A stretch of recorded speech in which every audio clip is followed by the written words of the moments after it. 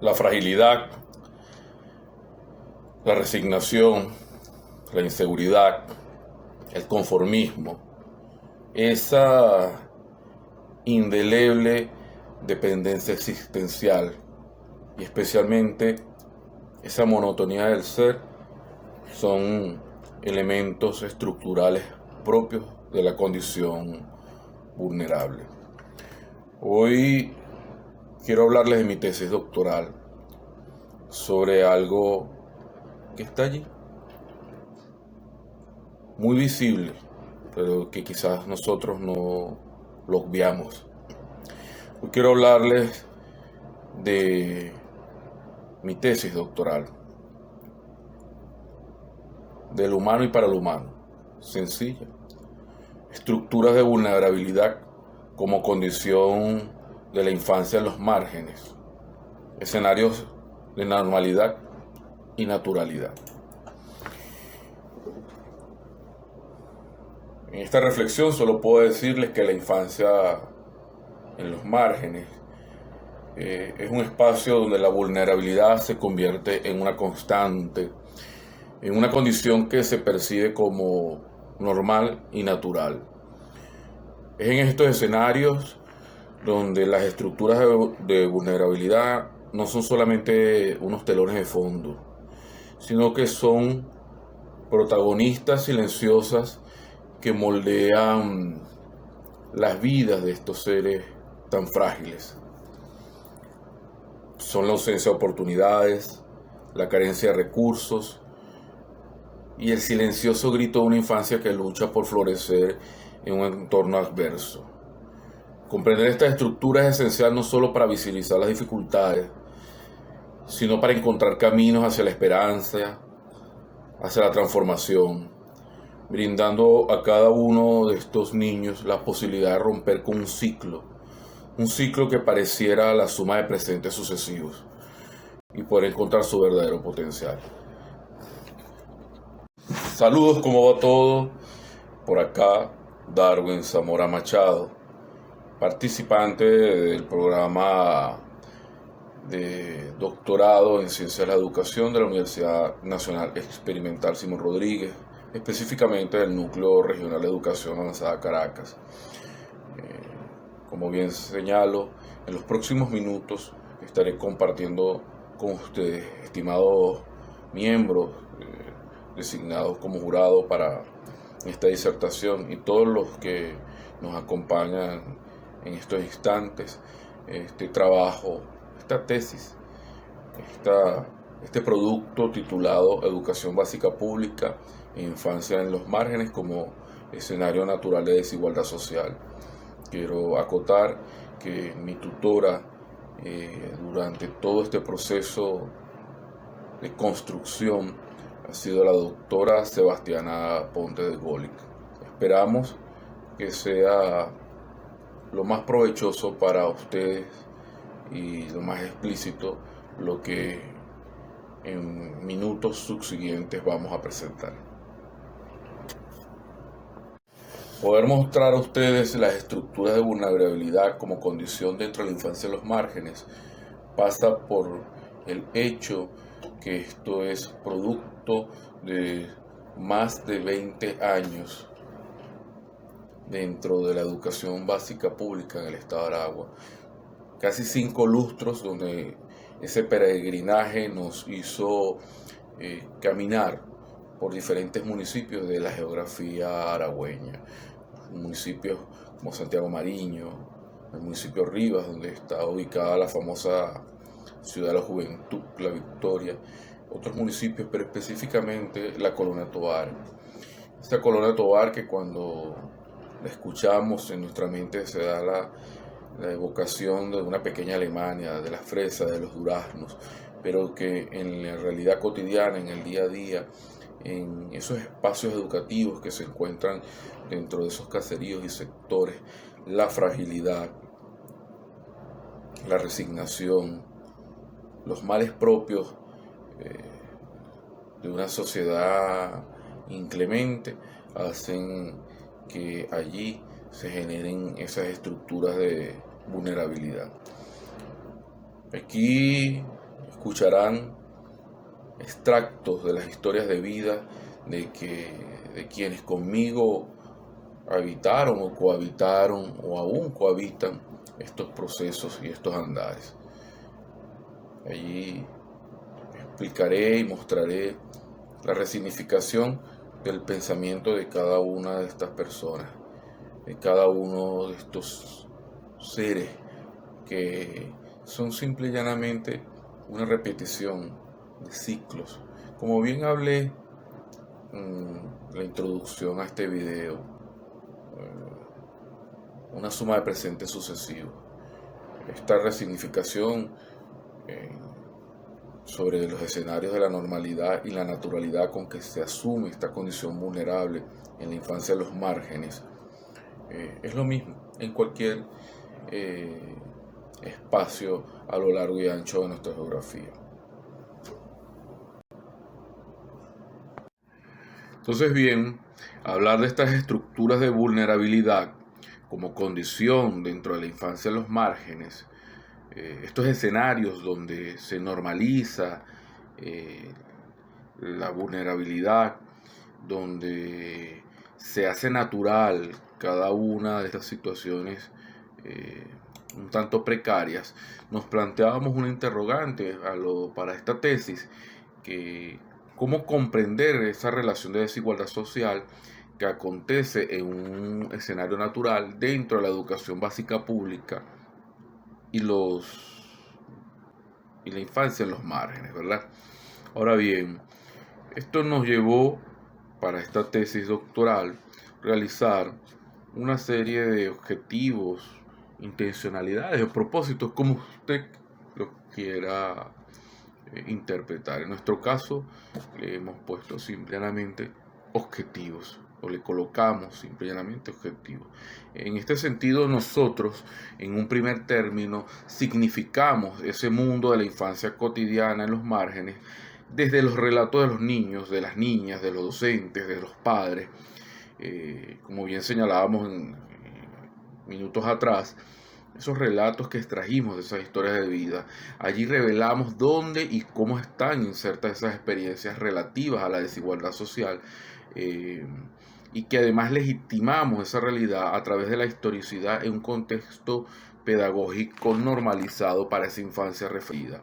Por otro lado, nosotros reflexionamos críticamente sobre las tramas de significación de la desigualdad social que vive la infancia en los márgenes.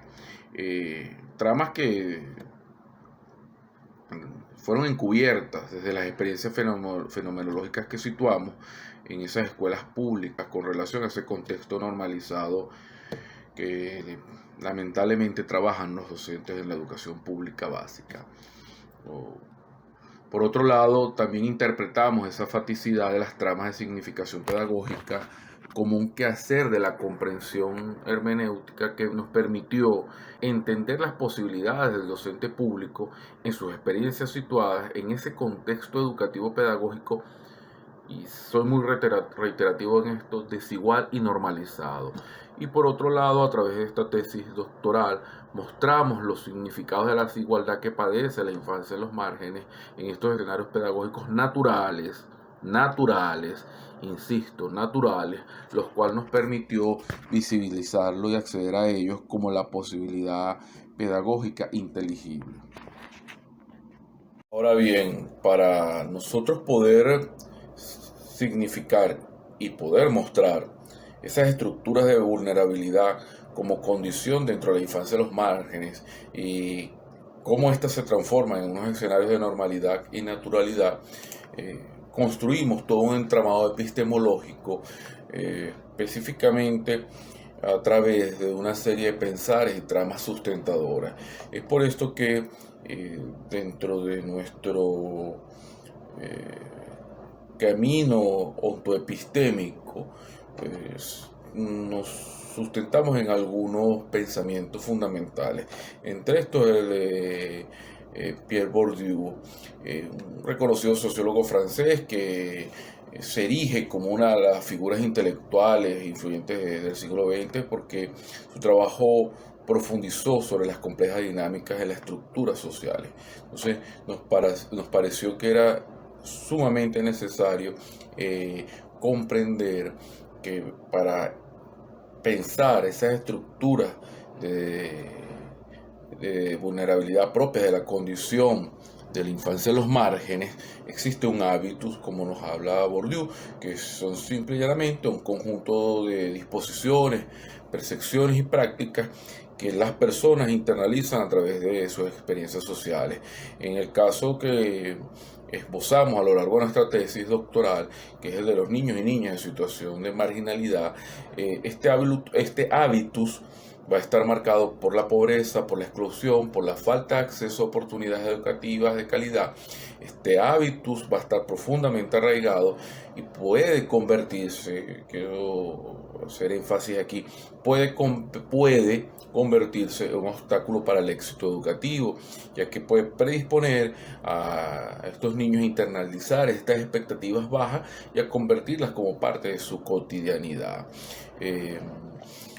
Entonces, para poder comprender un poco más esto del hábitus, nos encontramos ahora con el pensamiento de Michael Apple, un teórico educativo que trabajó mucho en materia curricular, especialmente con lo que era el currículo oculto, donde el docente asumía su praxeología de acuerdo a su entorno. Y en función de ese entorno de Apple, podemos tomar que la escuela se convierte en una suerte de microcosmos, que es un espejo o un reflejo de la sociedad.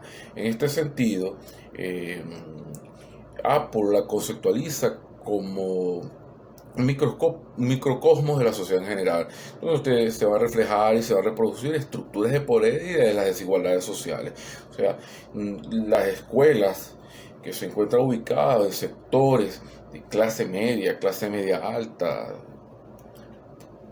por colocarles alguna etiqueta, tendrán una serie de características propias donde estos estudiantes tienen acceso a una serie de condiciones muy por encima de la que pueden tener los niños en los márgenes.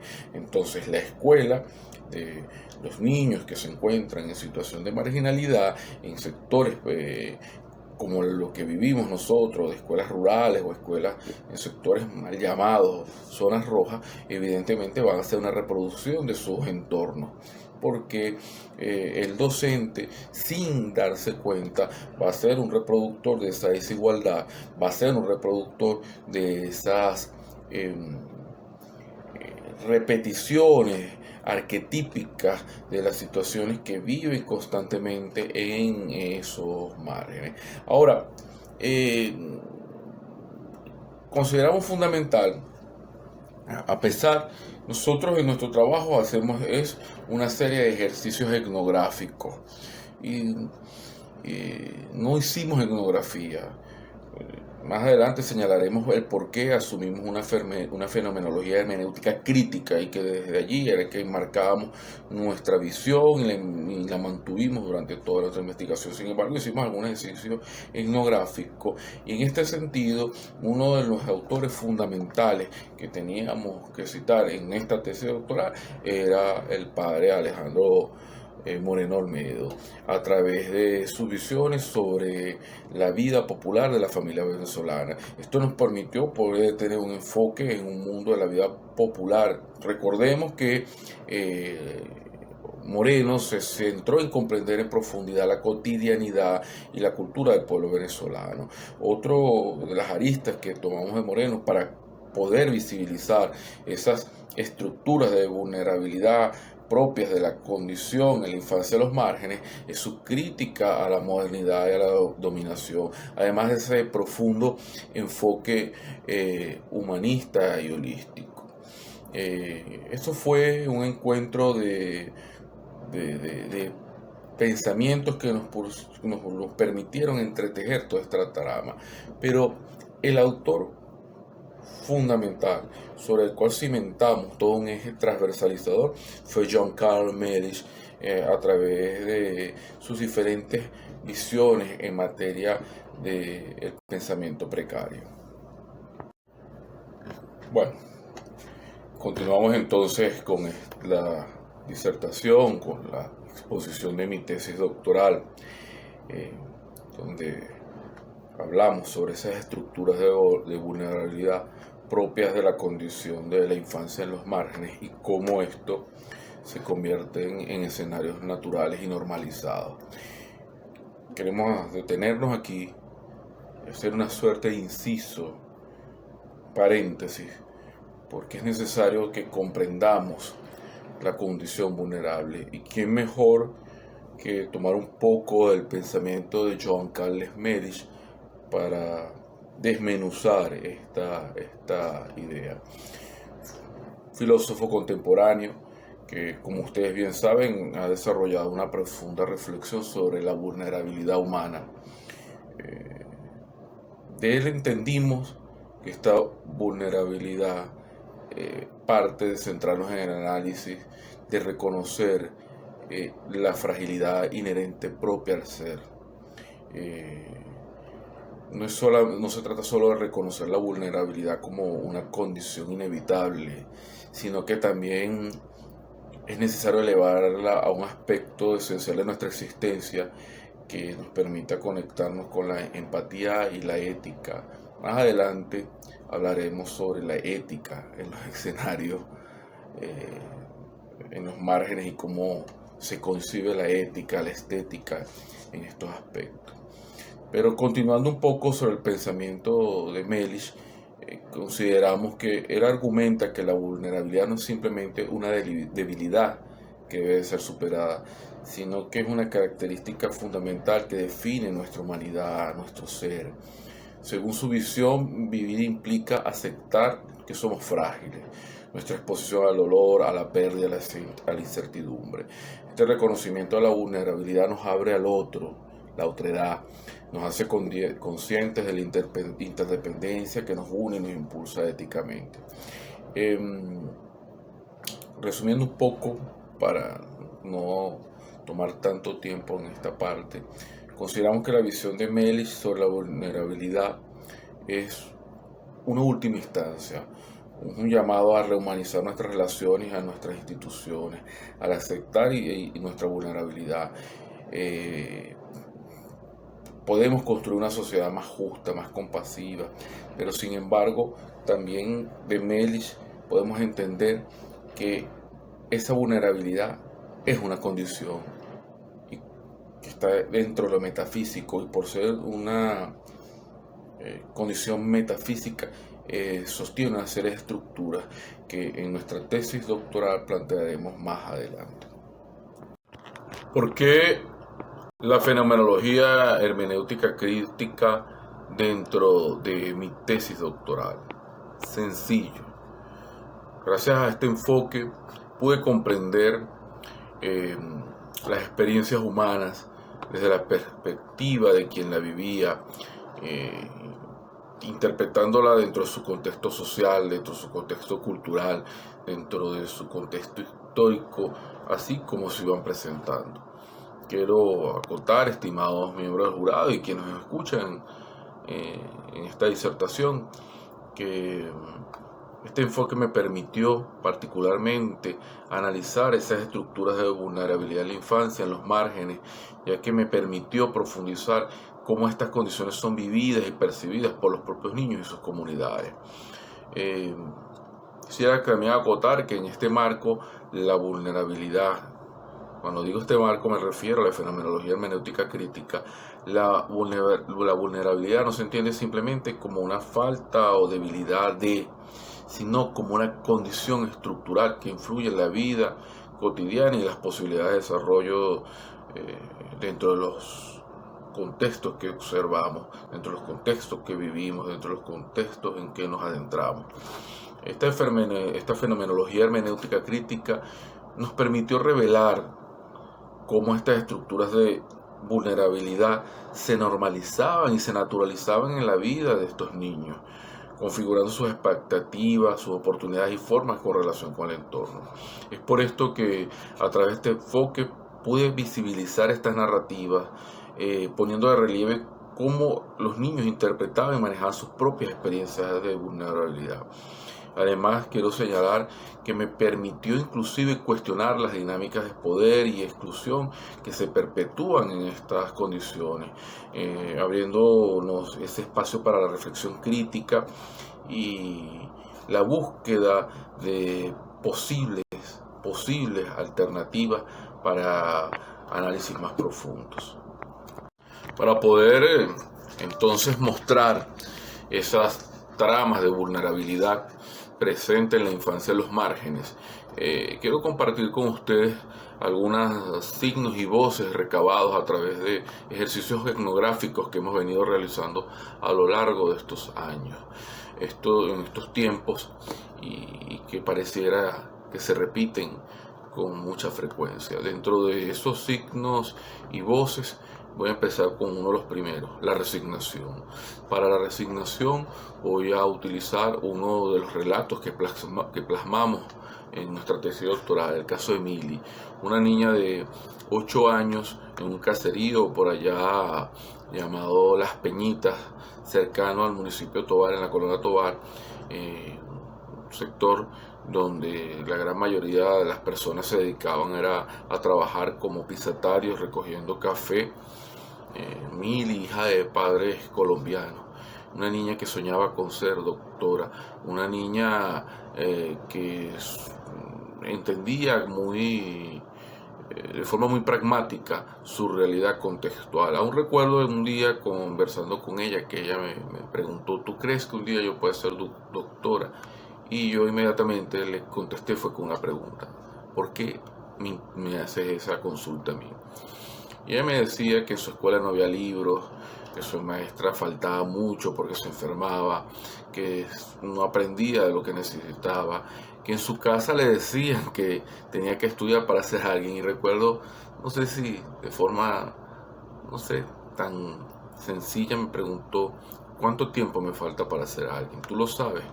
Y bueno, me hablaba de los sueños de los niños, pero que al final quizás ella terminaría siendo igual que su mamá, que su papá, recogiendo café.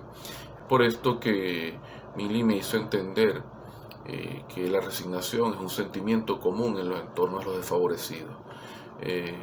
Mili internalizaba la idea de sus posibilidades limitadas, lo cual afectó su autoestima y su motivación. Yo creo que el amor resignación es esa sombra que se cierne sobre los sueños y las esperanzas y se presenta como un enemigo silencioso en todas nuestras vidas.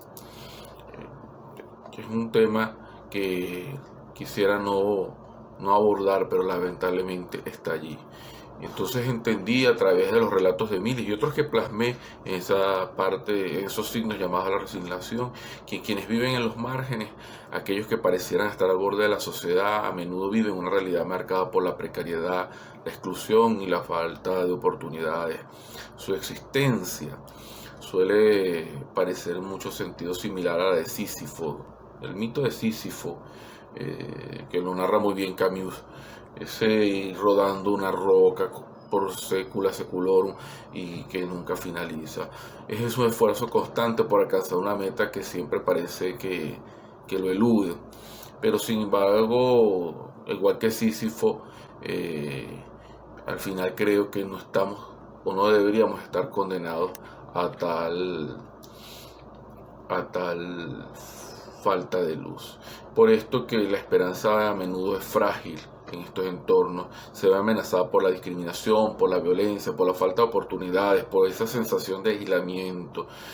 No obstante, persiste como una pequeña llama que niega a apagarse.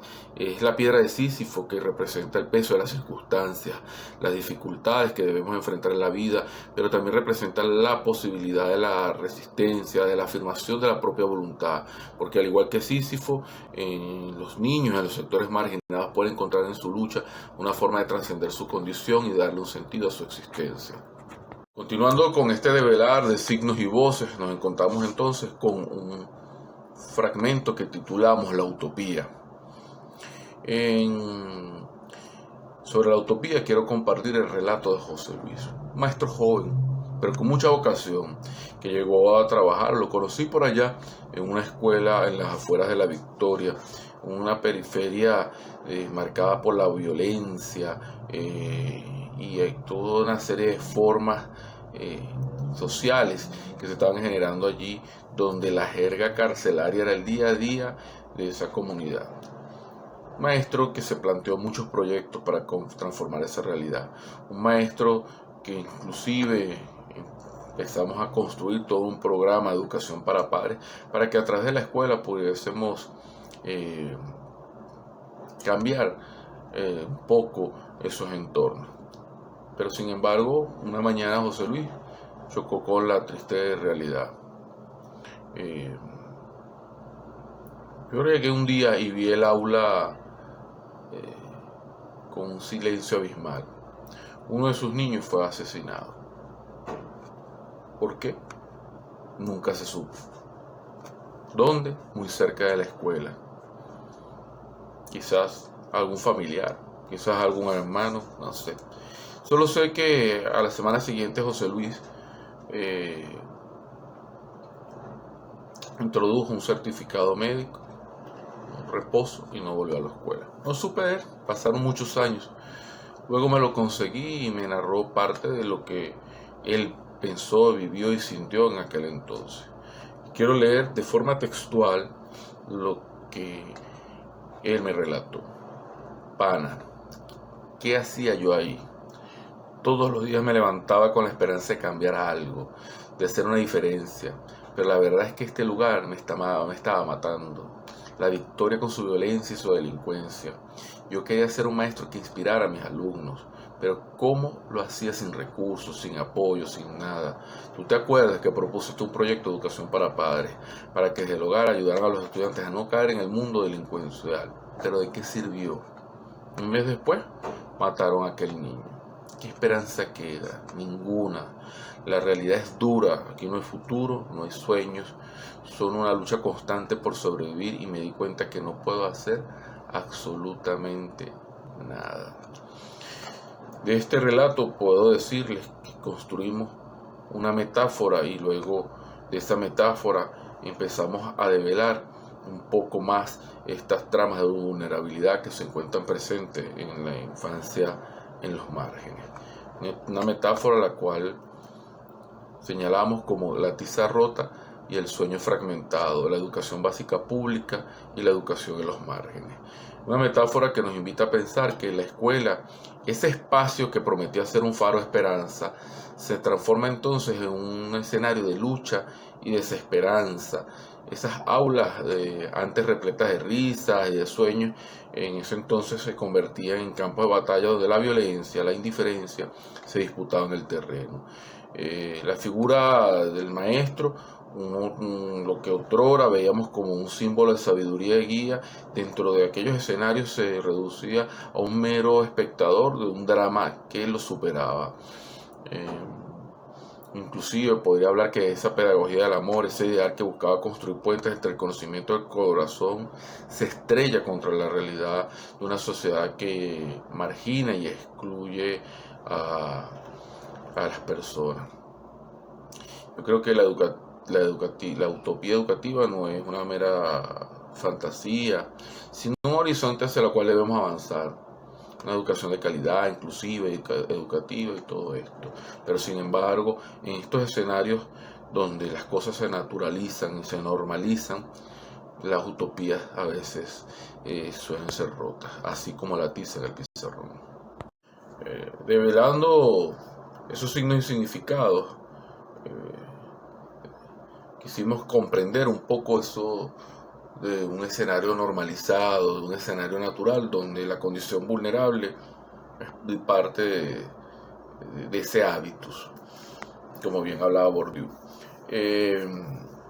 Aquí quiero compartir con ustedes un poco la experiencia vivida con Wilker, un niño de 9 años, a quien tuve la oportunidad de conocer en una escuela ubicada en Suata, en la Victoria, Estado de Aragua, un sector donde parecía que era una intersección entre lo rural y lo urbano. Wilker, hijo de un padre asesinado, madre fuera del país y criado en ese entonces por la abuela. Wilker era el niño que me decía que quería ser lucero. Para quienes no conocen esa expresión, el lucero en la terminología, en la jerga penitenciaria, es el ayudante del PRAN, que el PRAN a su vez es el líder de una cárcel determinada. En el caso de los barrios, de las comunidades populares, el lucero es una suerte de representante de ese PRAN que se encuentra en la cárcel en las comunidades. Es quien establecía el puente para muchas cosas que no es necesario que definamos acá. Esos eran los sueños de Wilker. Recuerdo que siempre me decía que él quería tener una pistola para poder matar, una 9. Siempre refiero a esa pistola como tal, una 9 para poder matar a quien mató a su papá porque era vecino de él y él lo conocía. Entonces, esos escenarios de normalización que conocí con Wilker, producto de comprender que la misma normalización y naturalización de la violencia y la desigualdad social se produce a través de un proceso de reproducción social que se inicia dentro de la familia y que, querramos o no, se refuerza en la escuela, ese microcosmos que nos hablaba Apple. Los niños aprenden a vivir y a aceptar su situación y a reproducir esos patrones con sus padres y su comunidad. Yo creo que para esto de la normalización es necesario comprender que existe un capital cultural, un capital antropológico, entendiendo que son todo ese conjunto de conocimientos, habilidades y disposiciones valoradas en un determinado campo social y que van a ser propias del contexto escolar, ¿verdad? Evidentemente los niños de las clases medias tendrán una escuela donde los valores son propios de la clase media, pero los niños en los entornos desfavorecidos suelen tener menos acceso a estos capitales culturales nutridos, y es por eso que allí los valores son otros, la jerga es otra, lo que para un sector de la población puede ser algo dantesco, horrible, malo, en estos sectores desfavorecidos, el ser lucero es parte de una realidad y de una necesidad inclusive para la sobrevivencia.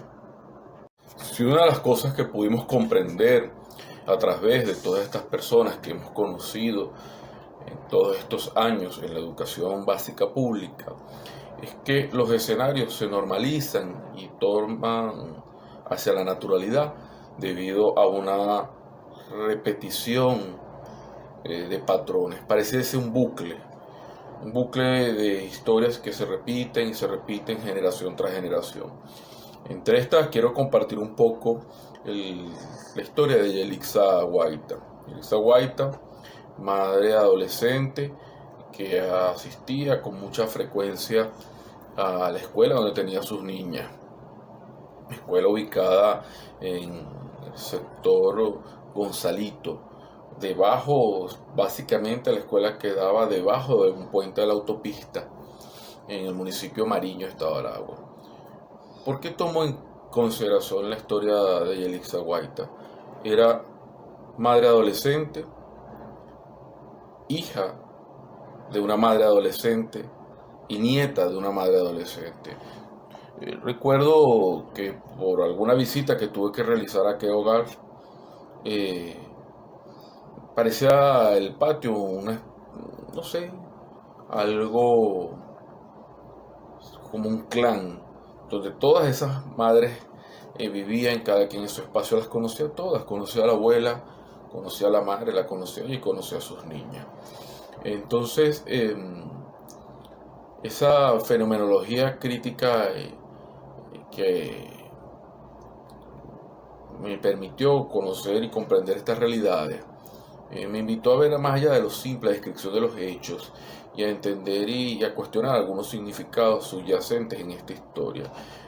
Escuchar a Yelixa de su familia, percibí entonces ese ciclo repetitivo de esa maternidad temprana, que estaba como que arraigado dentro de lo social, dentro de lo cultural, dentro de lo medular de esa familia y de otras familias que allí compartían. Ahora, eso nos invitaba a interrogarnos, a preguntarnos, para seguir develando estas tramas. ¿Cómo se perpetúan estos patrones generacionales? ¿Cuáles son las fuerzas sociales y culturales que subyacen a esta realidad? Bueno, quiero compartir de forma textual las palabras de Yelixa. Mi mamá siempre decía que tenía que estudiar porque era importante, pero ¿de qué sirvió? Ella no tuvo oportunidades y ahora mírala, trabajando todos los días por unos reales que no alcanzan para nada. Mis hijas son lo único que tengo y aunque la vida nos golpee, quiero que al menos ellas aprendan a leer. No quiero que se queden en la ignorancia como yo. A veces pienso que no les podré dar más que eso, pero con eso me conformo porque aquí, en este barrio, todo es difícil. Me duele verlas crecer en estas condiciones, pero ¿qué puedo hacer? No tengo trabajo, no tengo apoyo, apenas tengo para comer y me toca luchar todos los días para darles algo. Siento que cada día es una batalla perdida que no me queda de otra. No espero que tengan una vida difícil, fácil, pero ¿por qué no va a ser así? Pero quiero que puedan entender que el mundo, con un poquito de amor, pueden vivir mejor.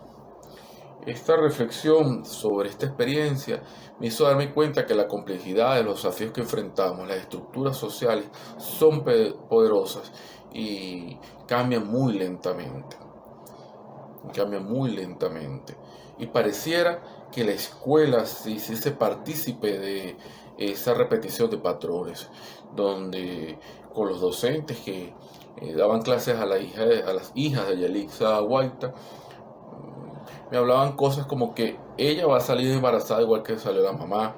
Usted tiene que estudiar para que el día de mañana se consiga un marido y no y usted entienda lo que le va a decir el marido y todo ese tipo de cosas. Entonces es una repetición de los hechos, es un bucle de patrones que están constantemente allí. La historia de Yelixa Maita, de esa hija, madre, nieta y quizás bisnieta de madres adolescentes, es la historia de muchas mujeres en este país. Sí, pareciera que ante todos estos escenarios, todos estos tejidos, esas estructuras fuesen inquebrantables. No obstante, a lo largo de estas experiencias que hoy comparto con ustedes, hubo una en particular que traigo a colación porque fue la que hizo una ruptura de sus hábitos. Jaime fue el primer niño que atendí hace casi 25 años en el área de dificultades para el aprendizaje. Dificultades para el aprendizaje, ninguna. Simplemente el niño inquieto, el que molestaba en la clase, el que tenía hermanos que andaban en moto por esas montañas de la Colonia Tovar en una especie de banda de muchachos motorizados. Uno falleció. El hijo del portero de la institución, alcohólico, su madre con profundos problemas depresivos, en una condición social un tanto difícil, la cual llevaba esa vulnerabilidad. Jaime, el niño que durante todos esos años fue etiquetado como el problema, el niño problema. Una vez me comentaba él que su hermano había fallecido en la moto porque estaba completamente ebrio y aparte de eso bajo sustancias psicotrópicas. A raíz de la muerte de su hermano, su padre creció su proceso de alcoholismo. Tuve una gran amistad con él, la fui construyendo. A veces siento que fue tanto el rapport que establecimos que él se sentía como que era el hijo que yo nunca tuve. Fue una grata experiencia. Fueron años de estar a su lado, de primero a sexto grado, conversando con docentes, demostrando que era un niño con extraordinarias potencialidades. Pero su comportamiento disruptivo era lo que finalizaba, lo que lograba cerrar esa apreciación ante sus docentes. Llegó al sexto grado, su padre fallece, causas que que prefiero mejor reservarme.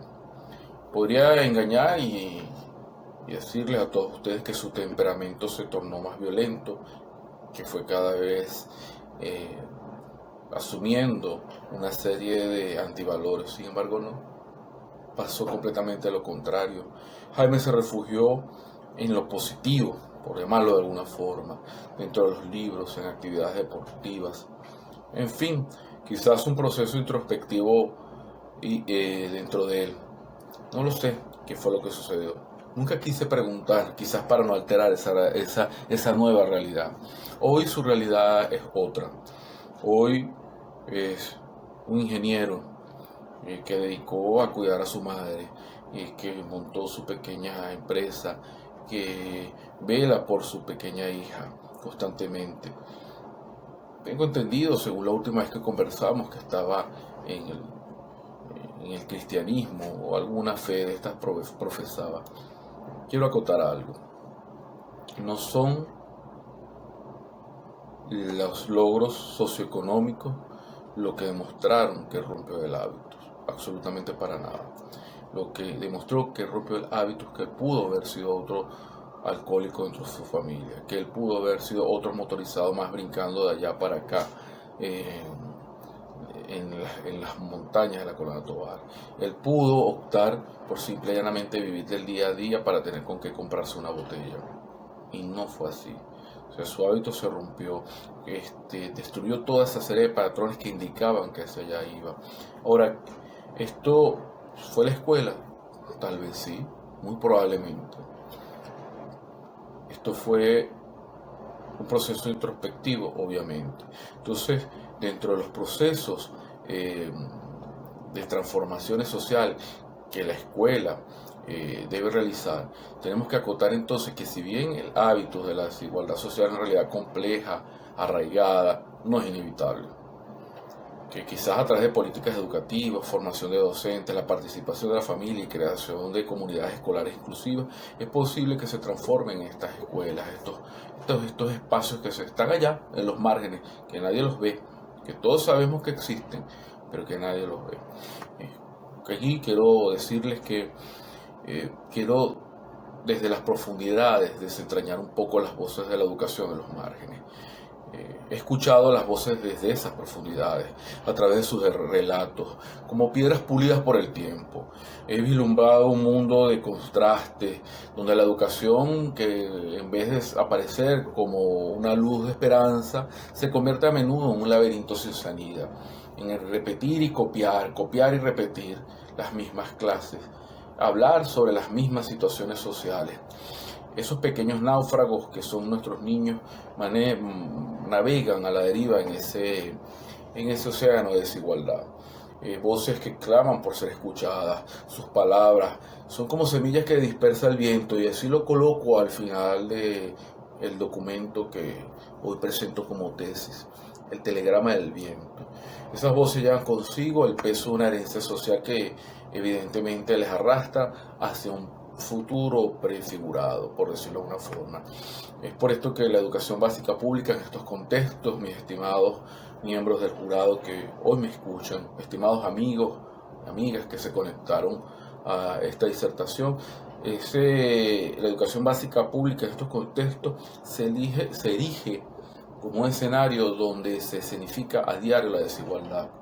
La escuela reproduce las desigualdades sociales que están en esas comunidades, se reproducen dentro de la escuela a través de las mismas jergas del docente, porque es que el docente es parte de esa comunidad, a través de una serie de aristas que voy a tocar ya al final de esta disertación, que son las que sustentan mi tesis.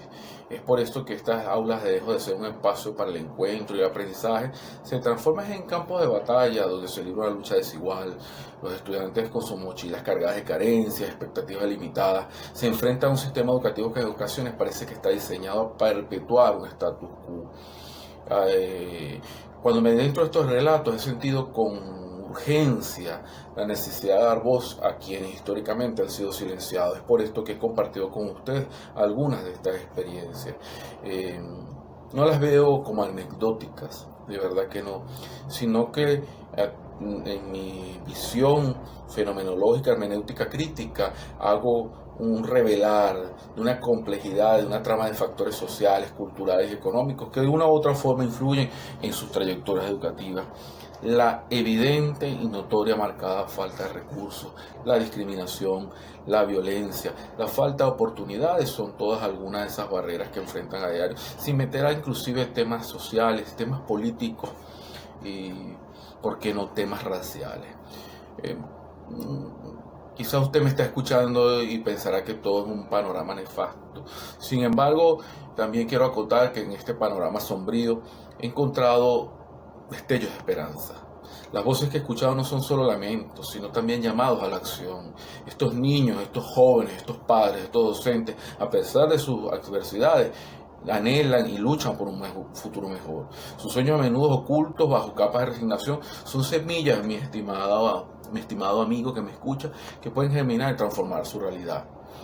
Es por esto que se ha dicho mucho y puede sonar muy trillado, pero la educación, en lugar de ser un mero transmisor de conocimiento repetitivo y constante, debe realmente asumir su rol de espacio de transformación social. Es necesario que escuchemos estas voces, es necesario descifrar su significado, es necesario construir puentes que conecten sus realidades con las oportunidades que merecen. Es por esto que la escuela, lejos de ser un reflejo de la sociedad, debe ser un agente de cambio, un espacio donde se promueva la equidad, la inclusión, la justicia social. Si logramos todo esto, serán muchos los hábitos que vamos a romper. La infancia en los márgenes evidentemente cumple con todos los requisitos para la estructura de una condición vulnerable. Es una herida honda y abierta dentro del tejido social, en cualquier lugar que esté presente, sea en la colonia Tovar, sea en La Victoria, sea en el municipio Mariño del estado de Aragua, en cualquier lugar de este país. Es una úlcera sangrante que debería interpelarnos a todos. Es por esto que señalo, mis estimados miembros del jurado, personas que están conectadas aquí escuchándonos, la imperiosa necesidad de reconocer que la vulnerabilidad de estos niños no es una fatalidad, sino es el resultado de decisiones políticas y sociales que priorizan el beneficio de unos pocos sobre el bienestar de la mayoría, donde los docentes, mis estimados colegas, son un elemento más de este andamiaje. Podríamos centrarnos en el utópico discurso que es necesario romper las cadenas de la desigualdad y construir un mundo más justo y equitativo, donde todos los niños tengan las mismas oportunidades de desarrollo. Solo así podríamos garantizar un futuro más humano y sostenible para todos. Sin embargo, entendamos que esto no va a pasar simplemente por lo meramente desiderativo. Simplemente hay una realidad inobjetable e inclusive repetitiva, así como lo habíamos señalado, un bucle. Patrones en constante repetición, una vida donde se cumple el ciclo, nacer, crecer, reproducirse y morir dentro de esos contextos. Esto es un laberinto de carencias y desventuras dentro de una sociedad que ha construido estructuras de opresión que vulneran los derechos fundamentales de los niños, negándole la posibilidad de un desarrollo pleno y equitativo. Esta es la realidad. Lejos de ser una excepción, es un reflejo de las profundas desigualdades que caracterizan nuestras sociedades, donde los conceptos de normalidad y naturalidad se revelan como construcciones sociales arbitrarias dentro de esos márgenes. Es por esto que para poder seguir y dar finiquito a lo que develamos a través de esta tesis doctoral, en las siguientes palabras vamos a hablar un poco de los elementos estructurales que garantizan esa condición vulnerable en la infancia en los márgenes. Y aquí es donde emerge la metafísica, como una búsqueda incesante por comprender la esencia misma del ser, que nos ofrece su forma, es una metafísica. Nos lleva a cuestionar las profundidades de la vulnerabilidad infantil. En la fragilidad de estos seres, estimados miembros del jurado y todos los que se conectaron a escucharnos y a quienes agradecemos profundamente su presencia, encontramos una conexión íntima con lo eterno y lo absoluto. La vulnerabilidad entonces deja de ser un estado transitorio. Se va a revelar como una condición inherente a la naturaleza humana. Nacemos vulnerables y el entorno denota el aumento de tal vulnerabilidad. Es aquí donde esta infancia como metáfora de la existencia, y espero que no se malinterprete, se hace carne, mostrando que lo más pequeño y lo aparentemente débil puede contener la totalidad del universo. En los complicados atajos de la existencia, la concepción de la metafísica y la vulnerabilidad de la infancia, especialmente allí en esos márgenes, se va a convertir en un diálogo profundo entre el ser y la esencia, entre lo visible y lo invisible. La metafísica como disciplina, si la queremos ver así, que va a explorar todas las preguntas fundamentales sobre la naturaleza de esa realidad que nos rodea, nos invitó a adentrarnos en los misterios de la condición humana en su estado más puro y frágil, como ya bien señalamos. La vulnerabilidad se presenta no solo como una condición física o social, sino como una manifestación ontológica de la existencia. Los niños en los márgenes, a menudo expuestos a la dureza de la vida, van a encarnar una relación con lo absoluto, con lo que trasciende lo meramente material. Su vulnerabilidad revela una conexión esencial con el todo, una interdependencia que subraya entre la fragilidad y las fuerzas inherentes a la experiencia humana.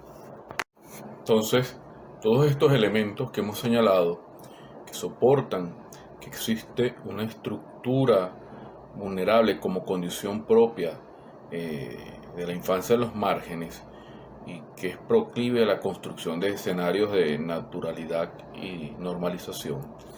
Entenderemos esta naturalidad de la vulnerabilidad en estos contextos como esa forma en que estas personas se adaptan a sus entornos y encuentran una vía de escape para expresar su humanidad.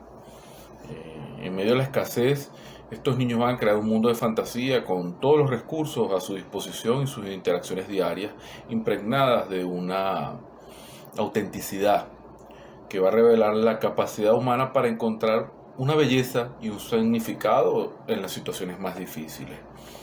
En los márgenes, esta vulnerabilidad se vive con la naturalidad que puede parecer sorprendente para los observadores externos. Las habilidades de supervivencia, la capacidad de improvisar y la fortaleza emocional se desarrollan desde muy temprana edad, donde pudimos develar que estos rasgos inherentes a la personalidad también son formados por lo comunitario. Una comunidad que a veces a menudo es muy relegada y olvidada por estructuras de poder. La naturalidad con la que se vive la vulnerabilidad en muchos sentidos es una respuesta adaptativa a un entorno que ofrece garantías y de seguridad y de estabilidad. Sin embargo, también es necesario acotar que esa normalidad y esa naturalidad de la condición vulnerable en la infancia también se refleja en relaciones interpersonales. Una ética, como bien lo señalaba, una ética comunitaria.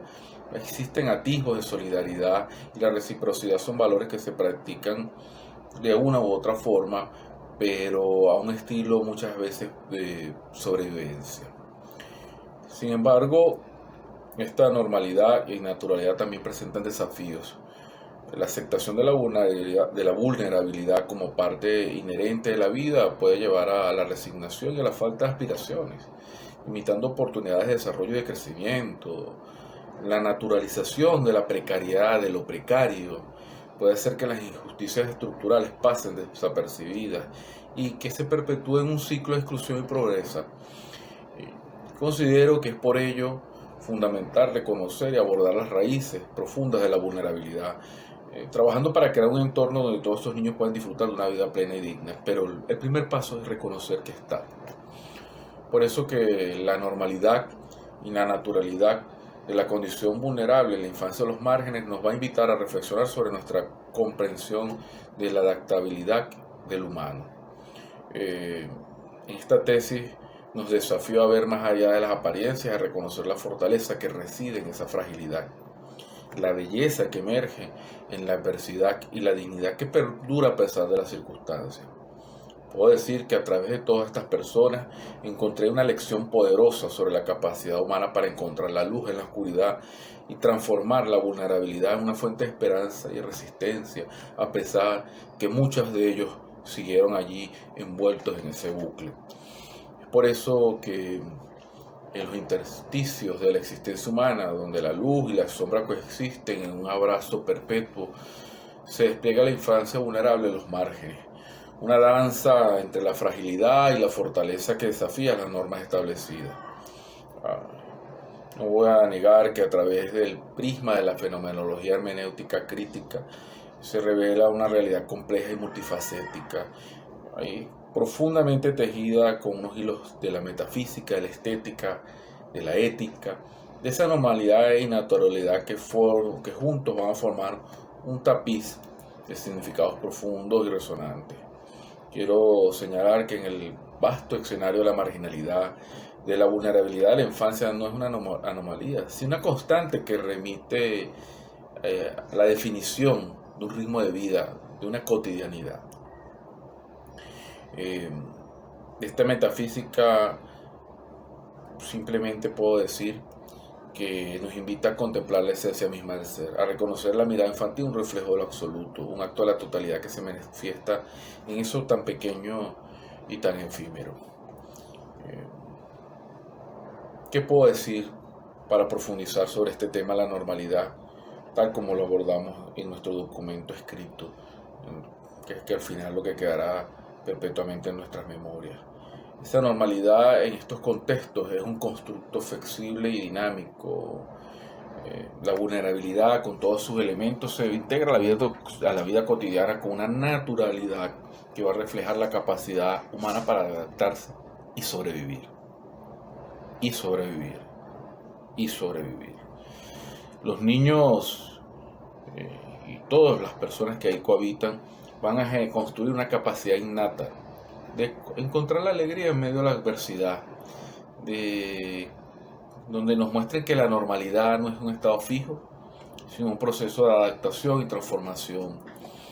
Por esto que la naturalidad de la vulnerabilidad es un recordatorio constante a nuestra interdependencia y la necesidad de construir comunidades solidarias y justas.